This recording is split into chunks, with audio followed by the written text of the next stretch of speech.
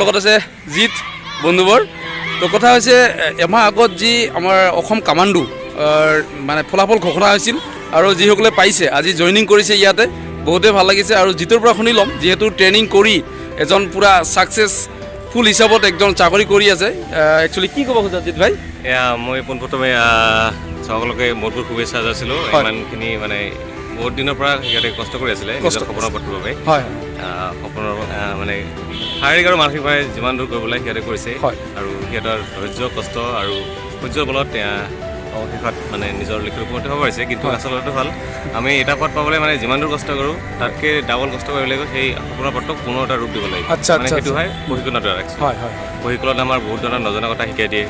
ডিচিপ্লিনটো main হয় ইয়াত, যিহেতু ডিচিপ্লিন আৰু লগতে পাব্লিকৰ লগত কেনেদৰে মানে চলিব লাগিব নাই, লগতে আইনৰ শিক্ষা বহুত ধৰণৰ নজনা কথা শিকাব। গতিকে এইবিলাকত বেছিকৈ ধ্যান দিলে হ'ল। এতিয়া যিহেতু আমি সাধাৰণ নাগৰিকৰ পৰা যেতিয়া আমি সাক্ষী ৰূপান্তৰিত হওঁ তেতিয়াহ'লে বহুতখিনি ত্যাগ কৰিব লাগে মুঠতে। আচ্ছা, বহুতে কয় যে অসম পুলিচৰ ইমান ট্ৰেইনিং হাৰ্ড নহয়। মই ভাবোঁ যিসকলে ট্ৰেইনিং পাছ কৰিছে হয়তো তেখেতসকলে গম পাব যে কিমান হাৰ্ড। হয় হয়, নিশ্চয়। একচুৱেলি কি হয়, আৰক্ষী বুলি ভাবে তেনেকৈ আৰু, কিন্তু তেনেকুৱা কোনো কথা নাই। যিহেতু চবেই য়ং জেনেৰেশ্যন হয়, গতিকে চব এডভান্স হ'ল, ট্ৰেইনিংবিলাকো এডভান্স হ'ল। এতিয়া ট্ৰেইনিংবিলাক শ্বেডিউলবিলাক যে বনায়, তো প্ৰায় ধৰি লওক আমি IPS লেভেলৰ হওক, আমাৰ চেণ্ট্ৰেল লেভেলৰ মহাসকলে বনায়।